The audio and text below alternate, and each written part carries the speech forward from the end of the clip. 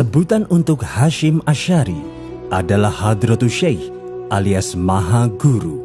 Dalam bukunya yang berjudul Guruku Orang-orang dari Pesantren, Kiai Haji Saifuddin Zuhri yang pernah menjabat Menteri Agama Indonesia ke-10 pada masa Presiden Soekarno, yang juga ayah dari Menteri Agama di era Reformasi, Lukman Hakim Saifuddin, Hadratus Syekh Hasyim Asy'ari adalah tokoh besar yang sangat bersahaja.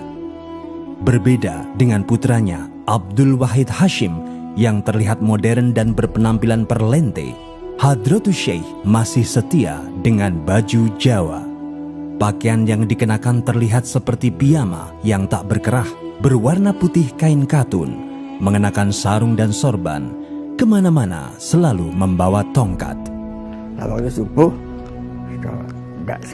belum subuh, kayak Bang Hasyim keluar tuh, kan belum pakai tongkat tuh, tok, jadi terdengar suaranya. Kalau saya tok, waduh sampai buyar. Bayi Hasyim niku nggih, menawi dinten Selasa menika nggih, mulai ngaos Quran niku tiyang estri-estri. Kiai Haji Saifuddin Zuhri yang aktif di Gerakan Pemuda Ansor sejak 1939 dan pernah menjadi Komandan Divisi Hizbullah Jawa Tengah di bawah pimpinan Kolonel Sudirman pada peristiwa Palagan Ambarawa Oktober sampai Desember 1945 itu, menggambarkan sosok Kiai Haji Hasyim Asy'ari sebagai pribadi yang lembut tapi tegas dan berkarakter sebagai pemimpin. Memang tokoh ini sedikit sekali memiliki data sejarah, bahkan fotonya pun masih menjadi bahan diskusi yang panjang. Tetapi ia melahirkan putra yang memiliki reputasi besar sebagai salah satu perumus Piagam Jakarta dan Menteri Agama Republik Indonesia bernama Wahid Hasyim, serta memiliki cucu yang menjadi Presiden keempat Republik Indonesia bernama Abdurrahman Wahid. Peran Mbah Hasyim tentu tidak bisa dilepaskan karena sehari-hari beliau diwakili oleh Pak Wahid Hasyim. Jadi apa yang dilakukan oleh Pak Wahid Hasyim di dalam BPUPK, kemudian mencoret 7 kalimat Piagam Jakarta, mendirikan Kementerian Agama, dan lain-lain, itu semuanya tentunya diilhami oleh Mbah Hasyim dan disetujui oleh Mbah Hasyim.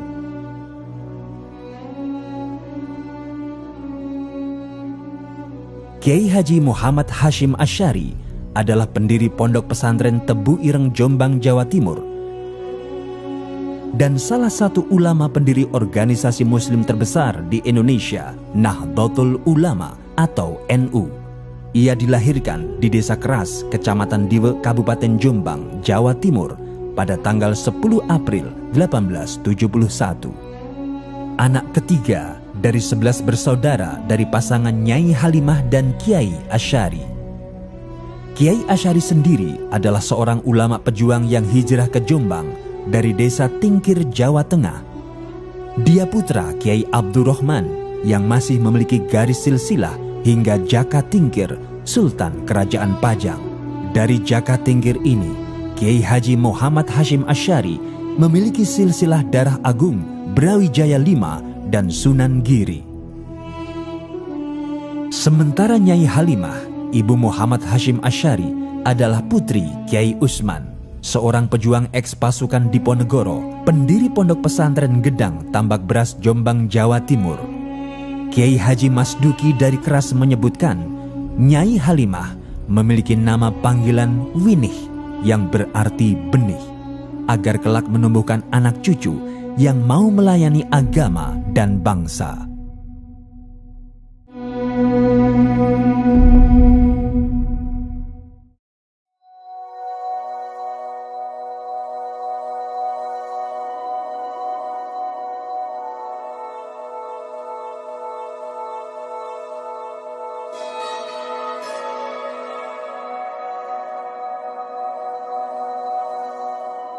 Memandang Mbah Hasyim itu dalam beberapa aspek, yaitu sebagai pendidik, sebagai pendiri pesantren, sebagai penulis banyak kitab.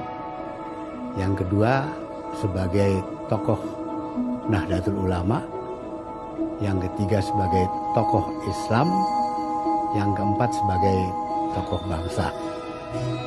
Muhammad Hasyim Asy'ari adalah seorang pecinta ilmu. Di masa mudanya, ia sudah belajar ilmu-ilmu baca tulis, bahkan huruf Arab gundul pun ia begitu mahir pada usia muda. Ia sudah hafal bait-bait Alfiyah Ibnu Malik saat umurnya belum genap 12 tahun. Menurut Kiai Haji Abdurrahman Wahid, pada usia 13 tahun, Kiai Haji Hasyim Asy'ari sudah menjadi asisten mengajar ayahnya. Demikianlah sejarah menuturkan, Muhammad Hasyim Asy'ari muda tidak saja sekedar menimba ilmu, melainkan juga mempraktekkan ilmu-ilmu yang sudah didapat dari ayahnya.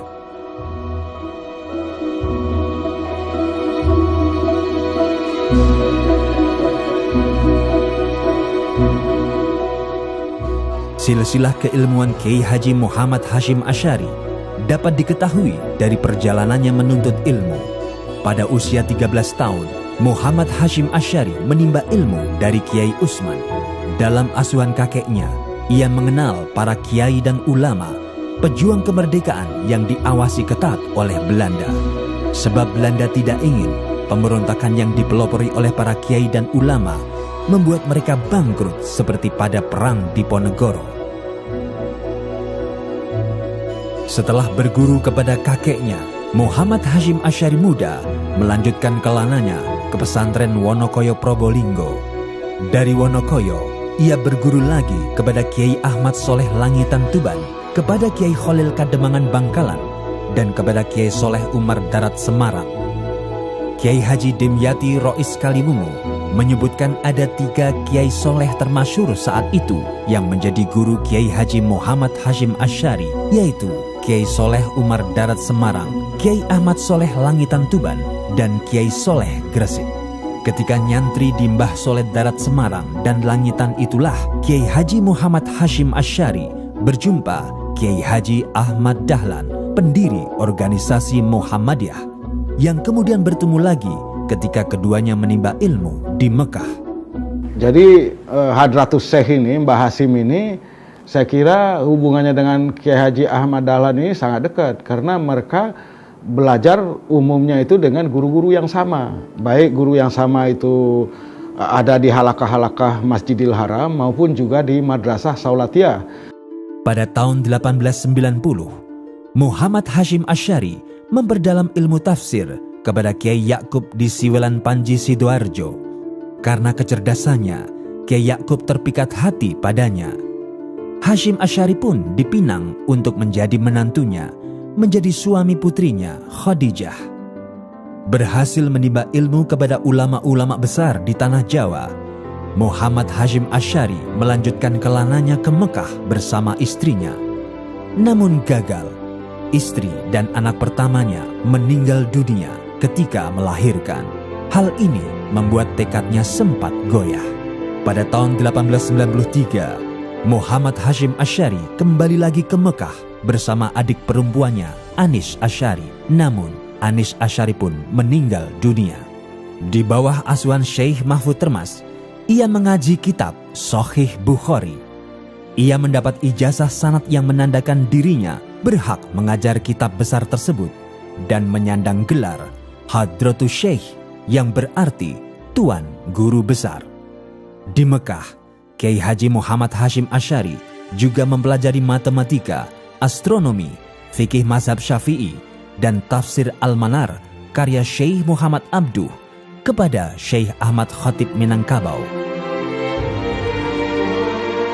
Nah, selain belajar di Saulatiyah, mereka juga ikut halakah-halakah yang dipimpin oleh ada ulama-ulama Nusantara seperti Syekh Ahmad Khatib Al-Minangkabawi. Sebelumnya itu ada juga Syekh Nawawi Al-Bantani, kemudian juga ada Syekh Mahfuz At-Termasi. Jadi biasalah murid-murid Jawi ini, murid-murid asal Nusantara ini ya merasa dekat sekali dengan ulama-ulama yang sudah bermukim di Makkah dan Madinah. Menurut Kiai Haji Dalharwatu Congol, Kiai Haji Muhammad Hasyim Asy'ari juga menghafal Al-Quran kepada Kiai Ali Hafid Demak. Demikianlah berbagai disiplin ilmu didalami Kiai Haji Muhammad Hashim Asy'ari.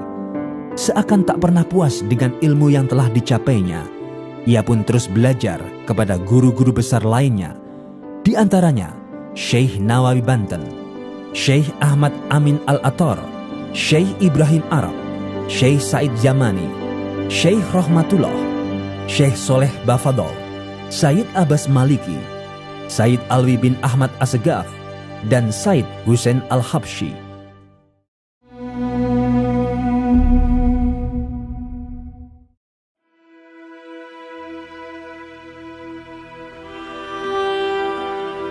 Pada tahun 1898, Kiai Haji Muhammad Hashim Asy'ari pulang ke tanah air dan mengajar di pesantren ayahnya di Keras, Jombang. Ia menikah dengan Khadijah. Namun 2 tahun menikah, Khadijah meninggal dunia.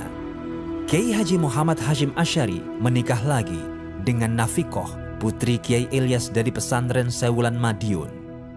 Kiai Ilyas adalah keturunan Kiai Hasan Besari Ponorogo, salah satu guru pujangga besar bernama Ronggo Warsito. Dari Nafikoh, Kiai Haji Muhammad Hashim Asy'ari dikaruniai 10 orang anak: Hanah, Khairiyah, Aisyah, Azah, Abdul Wahid, Abdul Khalik, Ubaidillah, Masuroh, dan Muhammad Yusuf. Tahun 1899, gejolak darah muda Kiai Haji Muhammad Hashim Asy'ari mendidih. Ia tak lama tinggal di Keras.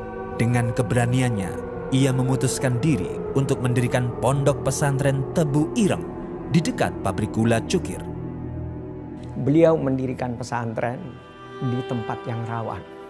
Padahal sebenarnya kalau kita melihat dengan kacamata fisik, kita harus mendirikan pesantren di tempat yang mewah. Beliau justru tidak. Kenapa? Karena beliau dalam memandang keindahan lebih dekat dengan cara Imam Ghazali.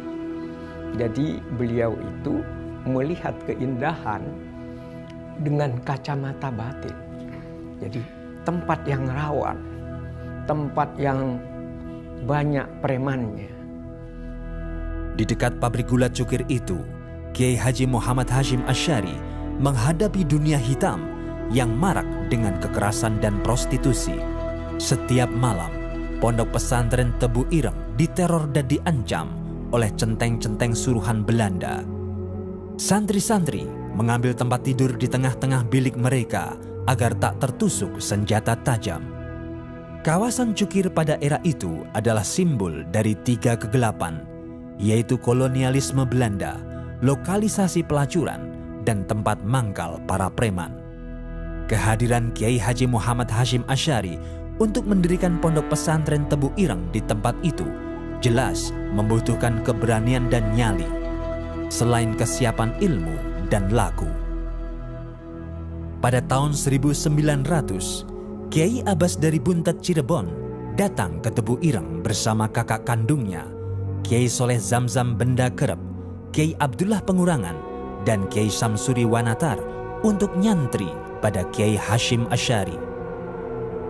Di pesantren Tebu Ireng, para pendekar muda dari tanah Sunda ini turut membantu santri-santri Tebu Ireng dari banyaknya gangguan para penjahat.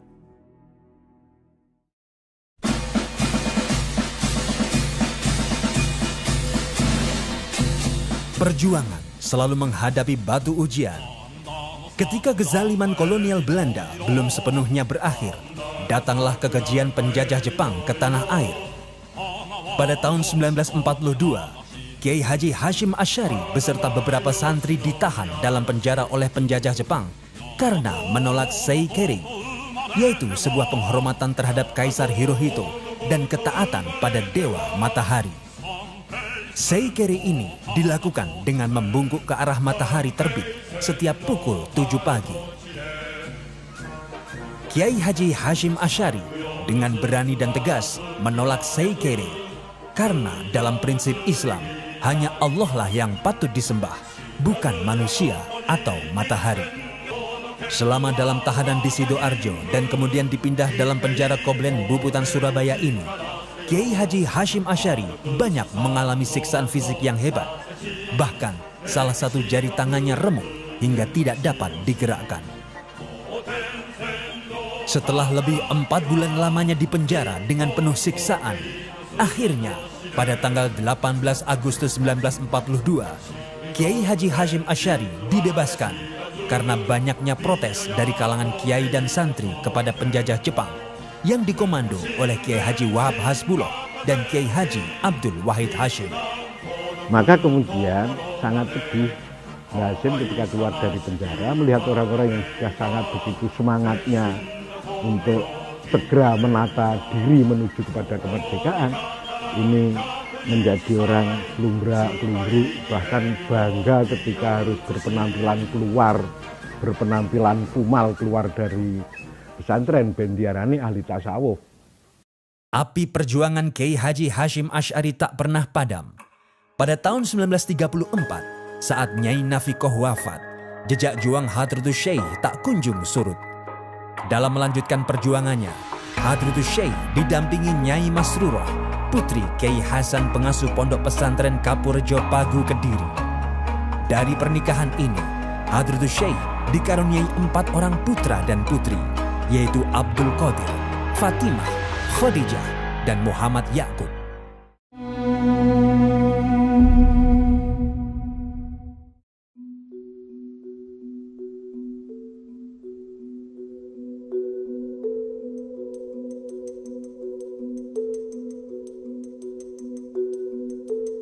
Kiai Haji Muhammad Hashim Asy'ari tidak mencukupkan keberhasilan untuk dirinya sendiri.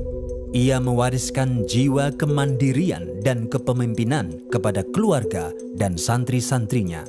Dan beliau mendirikan pesantren di situ dengan sebuah imajinasi, sebuah mimpi yang indah bahwa tempat ini nanti harus menjadi tempat sumurnya ilmu, tempat orang dari berbagai macam tempat belajar agama serta akhlak dan cinta kepada bangsa dan tanah air. Berbekal ijazah sanad dari gurunya Syekh Mahfud Termas, Kiai Haji Muhammad Hashim Asy'ari menggelar khataman kitab Sahih Bukhari pada setiap bulan suci Ramadan, sehingga namanya terkenal sebagai guru besar hadis di Nusantara. Hal ini mengundang setiap kiai dan ulama, baik dari Pulau Jawa maupun luar Jawa, untuk mengaji hadis kepadanya. Tidak terkecuali gurunya sendiri, Kiai Khalil Kademangan Bangkalan Madura. Demikian keberanian dan kesabaran Kiai Haji Muhammad Hashim Asy'ari. Baginya, keberanian harus dilandasi dengan ilmu. Bareng aku khidmatul ilmi, moko opo wae hasil kabeh. Setelah aku mengabdikan diri pada ilmu, maka segala sesuatuku berhasil, dan kesabaran harus ditunjukkan dengan kedisiplinan. Yang sangat menarik pada kepribadian Hadratus Syekh Hashim Asy'ari itu adalah kepedulian yang total, baik kepada urusan agama, kepada urusan bangsa dan penderitaan rakyat, bahkan sampai urusan kemerdekaan. 4 perkara yang harus dipedomani oleh pribadi muslim dalam memupuk keberanian dan karakter menurut Kiai Haji Hashim Asy'ari. Pertama, menghindari penguasa yang tidak melaksanakan keadilan. Kedua, menghormati mereka yang berusaha dengan sungguh-sungguh meraih kebahagiaan di akhirat. Ketiga, menolong orang miskin. Dan yang keempat, melaksanakan sholat berjamaah. Di dalam menegakkan kedisiplinan, Kiai Haji Muhammad Hashim Asy'ari menggunakan tongkat sebagai simbol untuk meluruskan santri-santrinya yang berlaku bengkok. Nah, sebagai pendidik kita tahu ya, beliau menulis cukup banyak kitab. Tidak hanya berdakwah dengan kata-kata dan bersyiar dengan kelembutan lidahnya saja, Kiai Haji Muhammad Hashim Asy'ari juga tajam dalam mengasah pena dan disiplin dalam menulis guna menjawab problem-problem masyarakat, baik melalui surat-surat, selebaran-selebaran, majalah-majalah, koran-koran maupun buku-buku. Di antara buku-buku karya Kiai Haji Muhammad Hashim Asy'ari adalah Adabul Alim wal Muta'alim, Ziyadah Ta'liqat, Al-Tanbihat Al-Wajibah Liman Yasna, Al-Maulid Bil Al-Munkarot, Risalah Al-Jama'ah, An-Nur Al-Mubin fi Mahabbati Sayyid Al-Mursalin, Cinta Rasul Utama, Hasyiyah ala Fatih Syekh Zakaria Al-Ansori Al-Rahman Bisyahr Risalah Al-Wali, Al-Duror Al-Munqantirah fi Al-Masail Tis'a Asyara, Tamyiz Al-Haq an Al-Batil, Al-Tibyan fi Nahyi an Muqatta'ati Al-Arkam wa Al-Aqarib wa Al-Ikhwan, Al-Risalah Al-Tauhidiyah, Al-Qolaid fi Bayani ma yujibu min Al-Aqaid. Dari 1919 ke 1922 itu Mbah Hasim memang amat berperan, amat sangat memprihatinkan kondisi umat, dan dibuktikan dengan gerakan-gerakan termasuk pembelajaran berdagang antar negara, pembelajaran bertani mengikuti pola teknik Belanda. Itu sudah sangat luar biasa. Setiap hari Selasa dan Jumat, kegiatan Pondok Pesantren Tebu Ireng diliburkan. Kiai Hasyim Asy'ari memberi ruang bagi para santri untuk mandiri dan berwirausaha. Jadi dengan pertanian yang beliau sangat aktif sekali. Negara pertanian itu, kalau ingat saya itu tanah yang ada di Jombok sini. Jombok itu daerah Blimbing sini. Itu yang sering beliau pergi ke sana naik dokar. Berkat kerja keras, ketekunan dan jerih payahnya di bidang pertanian, Kiai Hasyim Asy'ari berhasil memiliki sawah seluas lebih dari 10 hektar. Dan dengan sawah itu pula, ia bersama santri-santri bekerja dan hasil panennya untuk membiayai pesantren Tebu Ireng. Kelak, jiwa kemandirian tersebut tercermin pada Pondok Pesantren Tebu Ireng dan organisasi NU yang tidak tergantung pada bantuan pemerintah. Jadi tidak hanya Mbah Hasim bukan hanya sekedar ulama yang paham tentang agama, tentang hadis, tentang Quran, tafsir dan sebagainya, sekian-sekian fan agama, tapi Mbah Hasim keluar itu justru diaplikasikan dalam bentuk kehidupan nyata. Kiai Haji Muhammad Hashim Asy'ari adalah pendidik yang lihai dalam mengajarkan akhlak mulia dan jiwa keteladanan seorang pemimpin kepada keluarga dan para santrinya. Tak jarang ia mendelegasikan kepemimpinannya kepada putranya, Kiai Haji Abdul Wahid Hashim, dalam forum-forum resmi Majelis Islam A'la Indonesia atau MIAI dan Partai Masyumi. Kita ingat bahwa beliau pernah diminta untuk menjadi semacam ketua Dewan Syuro Partai Masyumi tahun 45. Nah, di situ beliau bisa memainkan peran secara baik yang dilakukan sehari-hari oleh putra beliau, yaitu Kiai Abdul Wahid Hashim. Jiwa kepemimpinan Kiai Haji Abdul Wahid Hashim terlihat ketika membentuk sayap militer Hizbullah di Masyumi dan Sabilillah di NU. Kiai Haji Abdul Wahid Hashim putranya adalah salah satu anggota tim 9 BPUPKI dan PPKI yang merumuskan dan menandatangani Piagam Jakarta.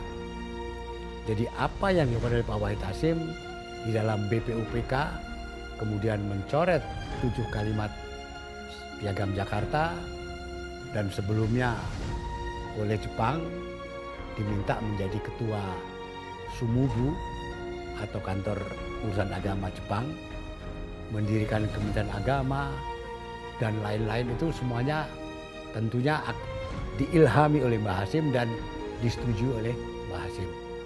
Pada masa Jepang, Kiai Haji Abdul Wahid Hashim dipercaya memimpin lembaga urusan agama, Sumubu, cikal Kementerian Agama. Sejumlah kiai yang kemudian mendirikan pesantren-pesantren yang bahkan lebih besar daripada pesantren Tebu Ireng. Jiwa kepemimpinan yang ditanamkan oleh Kiai Haji Muhammad Hasyim Asy'ari kepada santri-santrinya dapat terlihat pada pribadi-pribadi yang berhasil dan menjadi kiai dengan pesantren besar, seperti Kiai Haji Jazuli Usman Ploso Kediri, Kiai Haji Abdul Manaf Lirboyo Kediri, Kiai Haji Bishri Sansuri Denanyar Jombang, Kiai Haji Khudori Tegalrejo Magelang, Kiai Haji Syafaat Blok Agung Banyuwangi, Kiai Haji Zen Syukri Palembang, Kiai Haji Muhid Muzadi Malang, Kiai Haji Adlan Ali Cukir, Kiai Haji Abdul Wahab Hasbuloh, Kiai Haji Ahmad Siddiq Jember, Kiai Haji Munasir Ali Mojokerto, Kiai Haji Ahyat Halimi Mojokerto, Kiai Haji Abbas Butat Cirebon, dan A. Hasan, pendiri organisasi Persis. Mbah Hasyim yang sudah begitu luar biasa, ini Mbah Hasyim mampu melahirkan tokoh-tokoh yang justru menurut saya melampaui Mbah Hasyim sendiri. Kayak Gus Dur, ini yang sangat luar biasa, yang menjadi kegelisahan. Seharusnya kita jangan hanya sekedar kagum dengan Mbah Hasyim, tapi bagaimana Mbah Hasyim ini bisa melahirkan generasi yang melampaui dirinya itu. Begitulah ibarat menanam. Kiai Haji Muhammad Hasyim Asy'ari adalah petani yang sukses, sehingga berbuah pada para santri dan anak cucunya. Salah seorang cucunya, Kiai Haji Abdurrahman Wahid, bukan saja dikenal sebagai Presiden RI keempat, melainkan juga seorang pejuang demokrasi dan kemanusiaan yang mendapat pengakuan dunia. Aku pengen duwe anak sing dadi kiai, sing dadi dokter, sing dadi insinyur. Kelakon tiga-tiganya itu disampaikan. Nah, ibu saya bisa menyampaikan itu. Jiwa kepemimpinan Kiai Haji Muhammad Hasyim Asy'ari berpengaruh sampai ke skala internasional. Pengaruh ini dapat terlihat dari kiprah dan langkah Kiai Haji Abdul Wahab Hasbulah dalam melakukan diplomasi dan berorganisasi. Ketika sang guru bangsa Hos Cokro Aminoto mendirikan Serikat Islam atau SI pada tanggal 16 Oktober 1912 di Surabaya, Kiai Haji Abdul Wahab Hasbulah mendirikan SI Cabang Mekah bersama Ajengan Abdul Halim, Ajengan Ahmad Sanusi, dan Haji Mas Mansur. Saat sudah menetap di Surabaya pada tahun 1915, Kiai Haji Abdul Wahab Hasbulah meminta izin kepada Kiai Haji Muhammad Hasyim Asy'ari untuk mendirikan Syirkatul Inan, koperasi yang bergerak di bidang pertanian dengan pola berbagi keuntungan setiap setahun sekali. Adapun pimpinan Syirkatul Inan tersebut adalah Kiai Haji Muhammad Hasyim Asy'ari sendiri dan Kiai Haji Abdul Wahab Hasbulah sebagai bendaharanya. Jiwa kepemimpinan Kiai Haji Abdul Wahab Hasbulah yang ditanamkan oleh Kiai Haji Muhammad Hasyim Asy'ari juga tampak ketika ia bersama Haji Mas Mansur mendirikan Nahdlatul Wathon pada tahun 1916, sebuah lembaga pendidikan agama bercorak nasionalis yang berbeda dengan pola pendidikan pondok pesantren pada umumnya. Secara berturut-turut pula, pada tahun 1918 dan tahun 1919, Kiai Haji Abdul Wahab Hasbulah mendirikan Nahdlatul Tujar dan Tasfirul Afkar atas restu Kiai Haji Muhammad Hasyim Asy'ari, yaitu perserikatan pedagang yang beranggotakan para kiai dan organisasi yang rutin mengadakan diskusi tentang masalah-masalah agama, pendidikan, dan politik. Wawasan gender Kiai Haji Muhammad Hasyim Asy'ari sangat jelas. Melalui Nyai Khoriyah Hasyim putrinya, ia mendorong kaum perempuan untuk tampil dan menjadi penggiat pendidikan perempuan yang mandiri.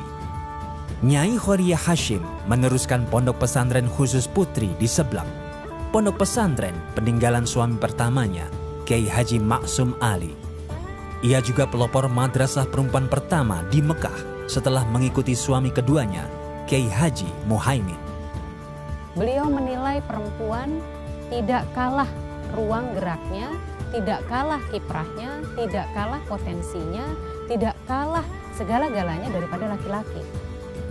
Karena itu beliau memberikan ruang yang besar juga kepada perempuan-perempuan yang hadir dalam kehidupan beliau. Istri beliau seorang pejuang, ikut mengurus kemaslahatan umat di sekitar Pondok Tebu Ireng.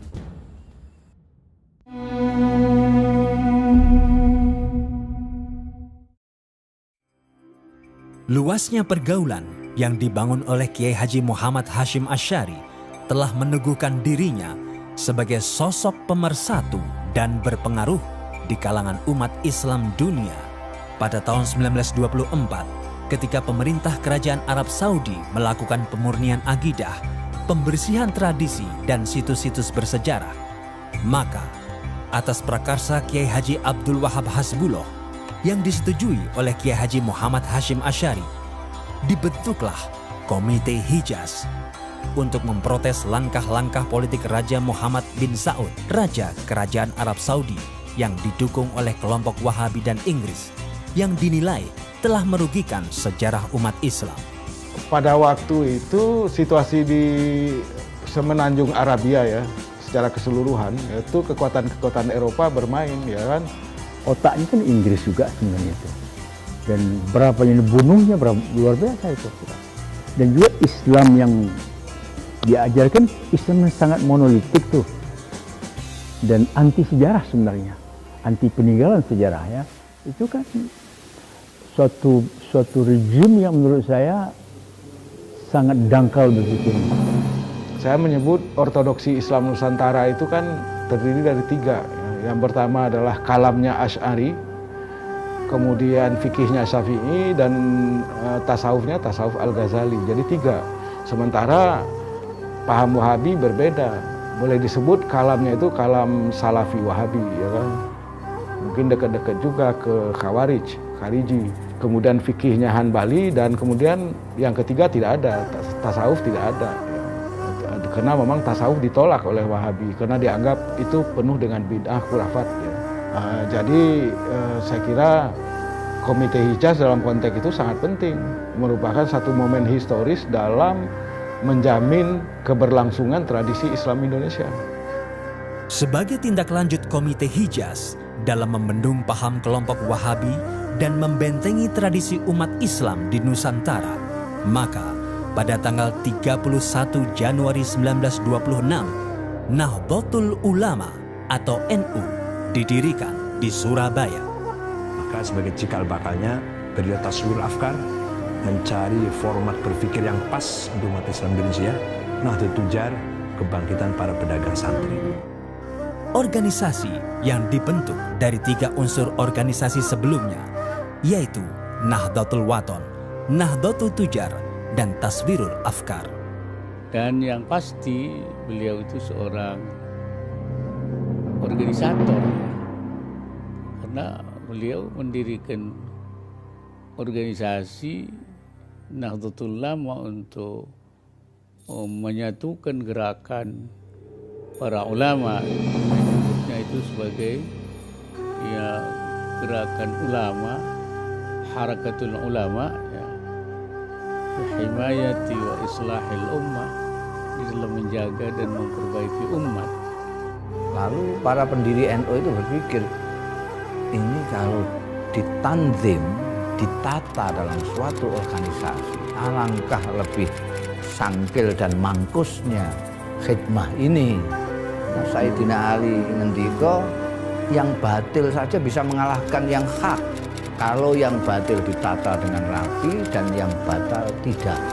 Maka lalu jamaah yang sama di mana-mana ini diwadahi jamiah yang namanya Nahdlatul Ulama. Tahun 26 itu Kiai Hasyim Asy'ari bersedia menjadi Rais NU dan oleh Kiai Wahab diberi jabatan Rais Akbar. NU lahir tahun 26 itu adalah menstrukturkan yang kultural. Karena itu ada semacam gap antara wadah dan isinya. Wadahnya modern, isinya tradisional. Lahirnya Nahdlatul Ulama tidak lepas dari dukungan banyak kiai dan ulama di Nusantara. Menurut Kiai Haji Ali Maksum Kerapiak Yogyakarta dalam pidatonya selaku Rois Am PBNU, sebagaimana ditulis dalam majalah Bangkit, pada tahun 1912 setelah Persyarikatan Muhammadiyah didirikan, ada 3 kiai yang sowan kepada Hadratus Syekh di pesantren Tebu Ireng untuk melaporkan hal itu dan memohon kepada Hadratus Syekh agar mendirikan wadah bagi para kiai, ulama, dan umat dalam memperjuangkan kokohnya Ahlus Sunnah wal Jamaah di tanah air. Ketiga kiai yang sowan kepada Hadratus Syekh itu adalah Kiai Haji Imam Wonokromo Yogyakarta, Kiai Haji Dalharwatu Congol Muntilan, dan Kiai Haji Raden Asnawi Kudus. Tapi bapak saya, ibunya orang Palembang, bapaknya orang Surabaya. Mbah saya dari Pasar Turi. Dan sekolahnya di Pesantren Kepirang. Jadi kan perlu dikasih kartu anggota NU lagi, Pak. Sudah menjadi warga NU. Pada organisasi Nahdlatul Ulama ini pula, tampak kemampuan Kiai Haji Muhammad Hashim Asy'ari sebagai peletak dasar ideologi dan benteng Ahlus Sunnah wal Jamaah. Melalui konun asasi organisasi NU, ia menegaskan 4 mazhab, Hanafi, Maliki, Syafi'i, dan Hambali di bidang hukum Islam. Mengikuti Imam Al-Ghazali dan Imam Junaid Al-Baghdadi di bidang tasawuf, serta Imam Abul Hasan Al-Asy'ari dan Imam Al-Maturidi di bidang teologi. Konun asasi itu bahasa Indonesianya anggaran dasar. Konun itu anggaran, undang-undang, asasi itu dasar. Kemudian biasanya anggaran dasar itu didahului oleh mukadimah atau pendahuluan. Mukadimah konun asasi itu pertama kali diucapkan oleh Hadratus Syekh Hashim Asy'ari ketika akan membuat anggaran dasar. Dan pidato itulah yang kemudian menjadi mukadimah konun asasi. Jadi konun asasi sebenarnya adalah patokan strategis untuk NU di mana melandingkan agama ke Indonesia. Kenapa NU harus punya anggaran dasar, punya konun asasi? Karena kalau tidak punya konun asasi, NU tidak akan punya hak badan hukum reh mersun. Ketika datang pengesahan dari pemerintah Belanda, konun asasi itu juga dipidatokan lagi mukadimah itu oleh Hashim Asy'ari. Yang saya tangkap dari mukadimah konun asasi itu pertama iman dan takwa, kedua persatuan di kalangan kaum muslimin, juga itu masalah kehidupan bermadhab. Oleh karena itu apapun yang terjadi, apa yang tercantum dalam mukadimah konun asasi tidak bisa berubah. Muktamar kapan saja tidak bisa merubah mukadimah konun asasi. Konun asasi ini yang menjadi landasan sikap organisasi NU yang bersifat tawasud, moderat, tasamuh, toleran, dan tawazun, berimbang dalam mengawal Pancasila, Bhinneka Tunggal Ika, Negara Kesatuan Republik Indonesia, dan Undang-Undang Dasar 1945. Kiai Haji Hashim Asy'ari sebagai Hadratus Syekh dan juga pendiri Nahdlatul Ulama itu cenderung dikira orang sebagai figur yang konservatif. Padahal sebetulnya beliau adalah figur yang sangat progresif. Kalau tidak ya tentu saja tidak ada Nahdlatul Ulama. Nahdlatul Ulama didirikan dengan nilai-nilai prinsipil yang sangat kuat. Prinsip itu adalah prinsip tasamuh, tawazun, tawasud, i'tidal, dan amar ma'ruf nahi mungkar. Jiwa pemersatu dalam diri Kiai Haji Muhammad Hashim Asy'ari juga muncul ketika ia menggalang kekuatan politik umat Islam untuk melawan penjajah. Pada tanggal 18-20 September 1937, ia menggagas Majelis Islam A'la Indonesia atau MIAI, sebuah lembaga federasi organisasi-organisasi umat Islam.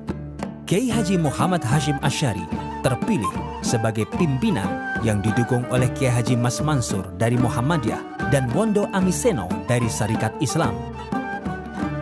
Kiai Haji Muhammad Hashim Asy'ari menjadi wakil MIAI ini di Volksstraat, Parlemen masa Belanda, dalam mengusung aspirasi umat Islam seperti pengesahan Undang-Undang Perkawinan. Dan ketika Partai Politik Majelis Syuro Muslimin Indonesia atau MASYUMI terbentuk pada tanggal 24 Oktober 1943, Kiai Haji Muhammad Hashim Asy'ari terpilih lagi sebagai Rois Syuriah atau pimpinan tertinggi. Menurut Profesor M. Syafi'i Ma'arif, jika Kiai Hashim tidak wafat pada tahun 1947, Partai Masyumi tidak akan dibubarkan. Dan sesungguhnya orangnya pemersatu umat. Umpamanya beliau tidak wafat tahun 47 ya, belum tentu loh Masyumi itu pecah. Perjuangan Kiai Haji Hashim Asy'ari di dalam melawan penjajah tidak saja melalui pergerakan politik dan fatwa-fatwa agama belaka. Berbagai cara ditempuh olehnya, termasuk di bidang kesenian. Kedekatan Kiai Haji Hashim Asy'ari terhadap keluasan seni tampak pada santrinya Asmuri atau ayah pelawak Sri Mulat Asmuni. Asmuri adalah seorang tokoh pemeran ludruk. Pada suatu hari, Asmuri dipanggil oleh Kiai Haji Hashim Asy'ari. "Ri, awakmu ojo ngludruk ae, gawe ono gambus," ujarnya. Setelah ditegur oleh gurunya, Asmuri pun menggelar kesenian gambus di pondok pesantren Tebu Ireng yang kemudian diberi nama Al-Misri. Pada masa penjajahan, kesenian tidak saja berfungsi sebagai hiburan. Kesenian digunakan untuk menyampaikan pesan-pesan rahasia antar para pejuang, sehingga belakangan dikenal dengan sebutan sandiwara yang berarti menyampaikan pesan rahasia. Seperti kesenian ludruk yang sangat terkenal di daerah Jombang hingga Surabaya, kesenian tersebut digunakan oleh Cak Durosin untuk melawan Jepang. Sebagaimana parikannya berikut: "Pagupon omae doro, melu nipon tambah sengsara. Pagupon rumah burung dara, ikut nipon tambah sengsara." Menurut Kiai Haji Abdurrahman Wahid, kesenian ludruk sebagai media penyampai pesan dari kalangan pondok pesantren tidak menggunakan pemeran perempuan sesuai ketentuan hukum Islam. Seorang perempuan tidak boleh tampil sebagai penghibur di muka umum kala itu. Sebagai kesenian yang lahir dari rahim pesantren, oleh karena itu pemeran ludruk semua laki-laki.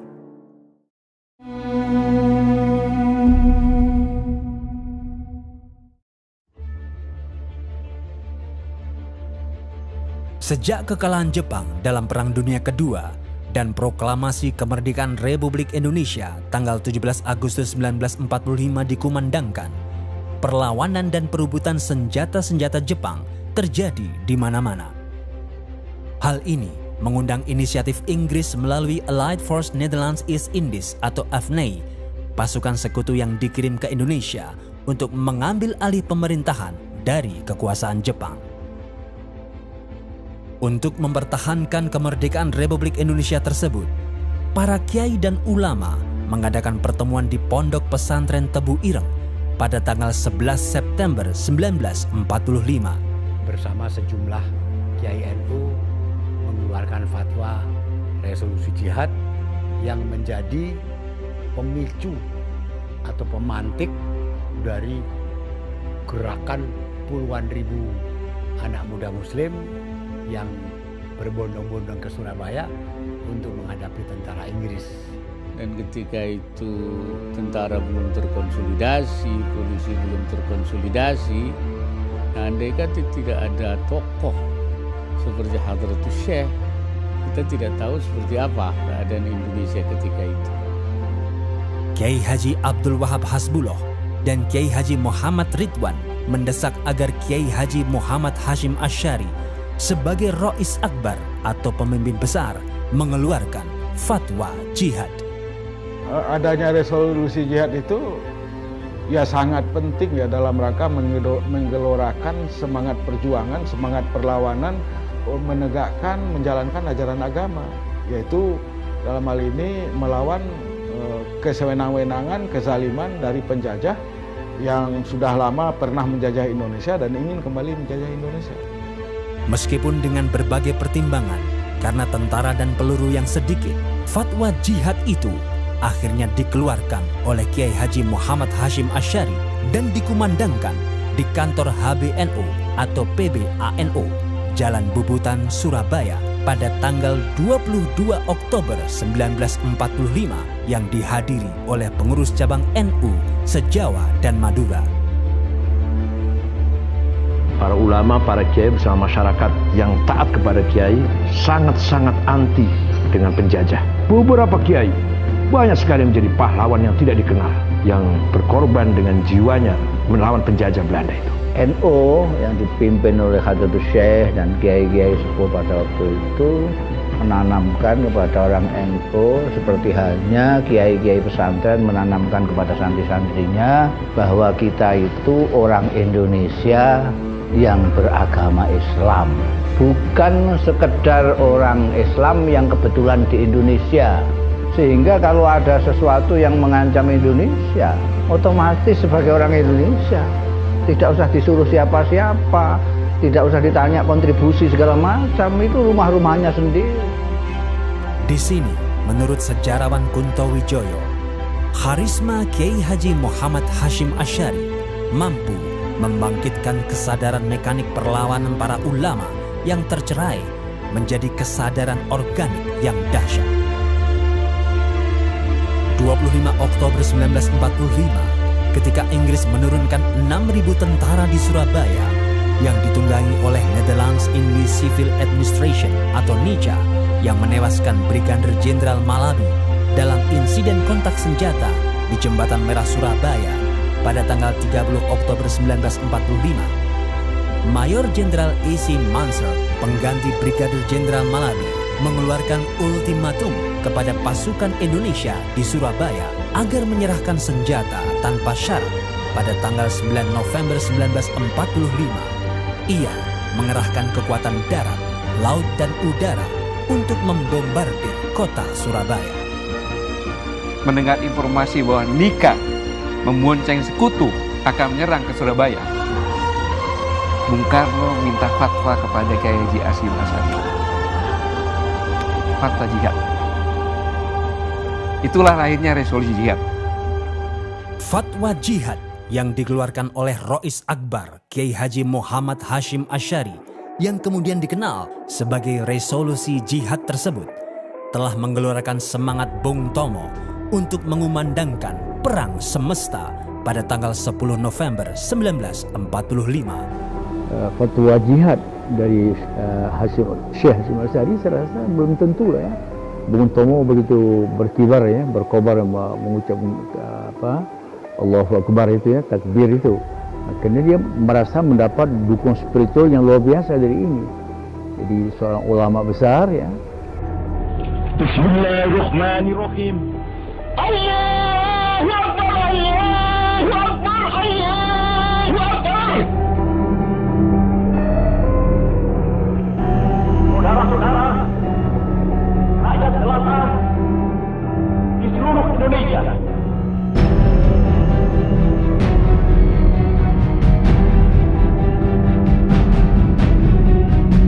kita semuanya telah mengetahui bahwa hari ini tentara Inggris telah menyebarkan pamflet-pamflet yang memberikan suatu ancaman kepada kita semua. Mereka telah minta supaya kita semua datang kepada mereka itu dengan membawa bendera putih, tanda bahwa kita menyerah kepada mereka. Tanpa resolusi jihad, maka tidak ada perlawanan yang heroik. Jika tidak ada perlawanan heroik, berarti tidak ada hari pahlawan tanggal 10 November. Dan bisa mungkin mustahil bangsa Indonesia ada seperti saat ini. Kiai Hashim Asy'ari adalah pahlawan nasional yang mendeklarasikan perang mempertahankan kemerdekaan sebagai perang jihad. 2 minggu sebelum pertempuran 10 November di Surabaya, tepatnya tanggal 22 Oktober 1945, beliau yang mencetuskan fatwa resolusi jihad yang menggerakkan ribuan santri untuk ikut berjuang. Dengarkanlah ini jawaban kita. Ini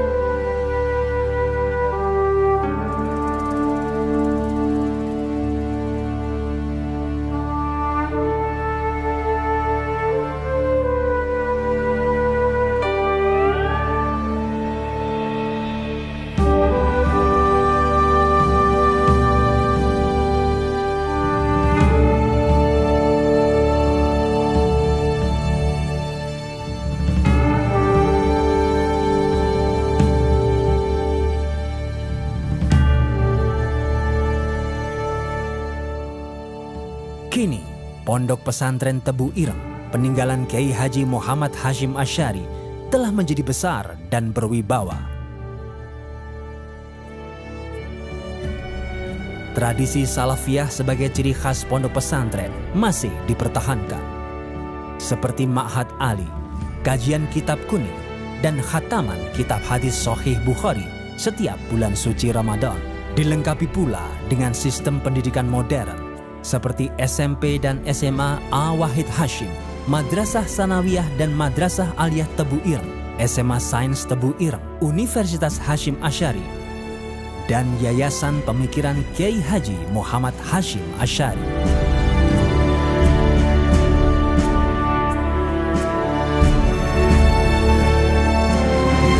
Sementara organisasi NU yang diwariskan olehnya masih tetap setia menjaga keutuhan bangsa dan mengawal berdirinya Negara Kesatuan Republik Indonesia. Memang Indonesia ini bukan negara Islam, bukan Darul Islam, tapi juga bukan Darul Kufri, bukan negara kafir, dan juga bukan negara perang, bukan Darul Harbi. Karena itu beliau memilih negara kesepakatan. Saya menyebutnya Darus Sulh, Darul Ahdi. Seluruh komponen bangsa ini menyepakati untuk hidup dalam satu negara. Karena itu disinilah dibutuhkan adanya toleransi untuk bisa hidup berdampingan secara damai. Di dalam pesannya, Kiai Haji Muhammad Hashim Asy'ari mengungkapkan, agama dan nasionalisme adalah dua kutub yang tidak berseberangan. Nasionalisme adalah bagian dari agama dan keduanya saling menguatkan. Karena itulah, saat ini pemerintah Indonesia menjadikan tanggal 22 Oktober sebagai Hari Santri Nasional, sebagai wujud penghormatan untuk menandai jasa-jasa perjuangan tersebut.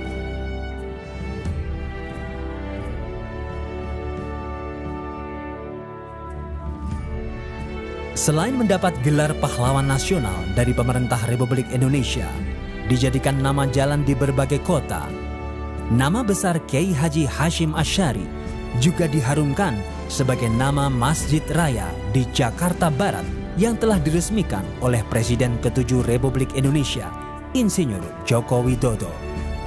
Mengucap Bismillahirrahmanirrahim, saya resmikan Masjid Raya Kiai Haji Hashim Asy'ari di Jakarta Barat, DKI Jakarta.